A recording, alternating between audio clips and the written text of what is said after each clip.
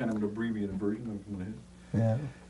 When you hear it's kind of a Chuck Berry influence, you Yeah. know, and it's more the blues-based kind of progressions and dance beat, more dance. Yeah. Although country's Yeah. is good dance music too, but Yeah. in a different way. I think on one of the descriptions I read on your website of Big Daddy's Son, you said something in there about some kind of punk, some rockabilly influence on punk, or Sure. I don't know what and you there was meant by that, or Well, they were all, you know. First off, you know, I was born in Mississippi, and you know, mostly grew up in Chicago, but a very strong influence on me with that whole Southern culture thing. And I remember having friends of our family that were, you know, one of them's nickname was Punk. You know, and I think that that was always. I'm not sure where the roots of that word come from. Actually, what exactly punk is, but I mean, there were groups that literally, thematically. I don't know if you know Johnny Burnett, the Rock and Roll Trio. Do you know that band? Or I don't know if I've heard them. Yeah. I mean, Aerosmith covered some of their tunes. Early Fleetwood Mac, they did, you know, did some references to Johnny Burnett. But in, you know, in 1955 and 56, it was just it was actually, you know, it was a trio of musicians, and then Johnny Burnett singing over the trio, and it was just an electrified Telecaster guitar, you know, cranked to 11. Really distorted. And doing, you know, what you would call rockabilly, but you know, pretty wild, and you know, their whole marketing thing was this whole wild, you know, the wild rockabilly cats or whatever, and even like Gene Vincent, who was Johnny Burnett, you know, did all this wild rockabilly stuff, and that's one of the things about that whole genre is that you see. It never really caught on big mainstream, you know, with the marketplace. But you've heard of Johnny Burnett because when he finally gave up doing the wild stuff, he did "You're 16, you're beautiful, and you're mine." When they started doing the ballads and they started making money, you know, so they all kind of, you know, in their youth were doing all this kind of wild. They were too far ahead of their time or something at that time. The trio really was, you know, they kind of were doing. Too wild very for the straight 50s. rock and roll, you know. Well, I'll do the opening riff to one.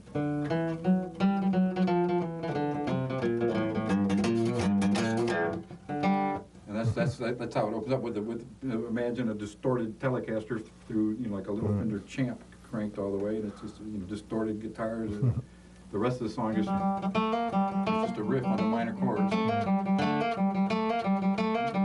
Telecaster, just screaming over the top, "Lonesome Train!" So how did you come to get interested in rockabilly music? Because of my Southern roots, you know, I was, you know, in high school, you know, influenced by the Beatles and, you know, all that kind of pop stuff, you know, which, you know, was a huge influence on me, and then discovered, you know, the fusion stuff, and you know, kind of explored that for a while, you know, certainly as a listener, you know, and I never really, you know, had a fusion group, but you know, I pushed myself, you know, as a guitarist. I worked really hard, you know, like finger exercises and scale and all that kind of stuff, and you know, enough theory to kind of get into that. But then, you know, in the late '70s, it started to. Rockabilly stuff started to surface, and it just kind of, you know, connected with that early psychological roots, you know, of the Southern culture kind of thing for me, I guess, you know. And it was, my grandfather was a musician and played, you know, I remember him doing kind of Delta blues kind of stuff, you know. He died when I was fairly young. So, you know, I just have real vague memories, and I didn't live in the same town as him. We lived in Chicago, and he was down in Mississippi, you know, so we'd see him 2 or 3 times a year maybe, and, you know, so those influences, all that, just the whole Southern thing, and then the rockabilly really fused, you know, a lot of things. There's a lot of gospel influence in it. Yeah. And then there's the Black Delta, you know, music, you know, black and white, you know, with the gospel, and then just, you know, plain country hill music, you know. I mean, the stand-up bass, the slap bass Right. of rockabilly comes from bluegrass. You know, I mean, it's just, you know, it's the bass is the rhythm instrument of you know, the rhythm section. Right. You know, the first, you know, Elvis's first recordings don't have drums. You know, necessarily, and you know, a lot of Johnny Cash stuff didn't have drums, and you know, that was kind of a later development of it. But then the bass carried that whole rhythm thing. You know. Yeah.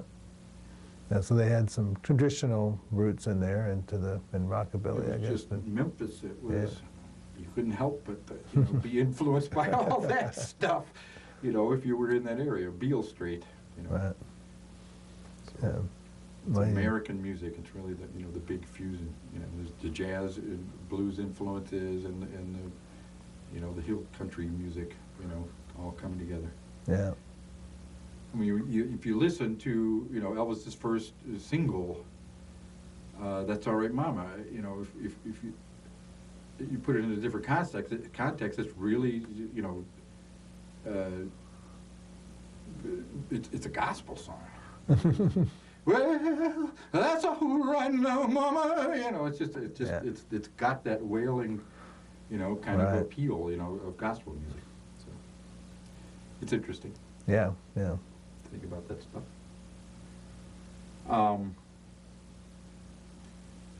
You know, with the Outer Planets, so you know, we you know, we had modern influences too. You know, I mean, we did, you know, we weren't a purist kind of rockabilly band. We had, Right.